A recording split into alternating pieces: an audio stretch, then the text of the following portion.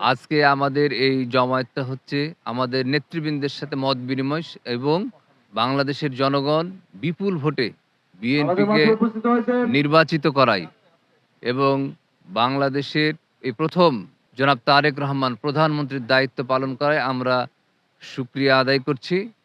পাশাপাশি আমরা বেগম খালেদা জিয়া এবং শহীদ রাষ্ট্রপতি জিয়াউর রহমানের আত্মার মাগফেরাত কামনায় আজকের আমাদের এই দোয়া মাহফিল এবং ইফতার মাহফিল। 12ই ফেব্রুয়ারি যে জাতীয় নির্বাচন, এই নির্বাচনে বাংলাদেশের মানুষ, সাধারণ মানুষ বিপুল ভোট দিয়ে বিএনপিকে জয়যুক্ত করেছে। তারই ধারাবাহিকতায় আজকে আমাদের এই ইফতার আয়োজন।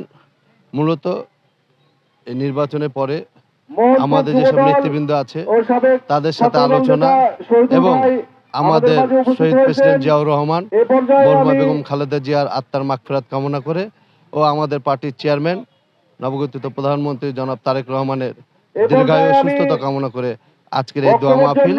আমরা বিশ্বাস করি আগামী দিনে যে বাংলাদেশের প্রত্যাশা সেটা আমাদের প্রধানমন্ত্রী জনাব তারেক রহমান সেটা পূর্ণ করবে। ইতিমধ্যে আপনি দেখেছেন ওনার কিছু কার্যক্রমে বাংলাদেশের সাধারণ মানুষ অতি উৎসাহ হয়েছে এবং বাংলাদেশের মানুষ বিশ্বাস করে যে বাংলাদেশের মানুষ যেটা চাচ্ছে সেটা আমাদের পার্টির চেয়ারম্যান এবং বর্তমান প্রধানমন্ত্রী জনাব তারেক রহমান সেটা পূর্ণ করতে পারবে।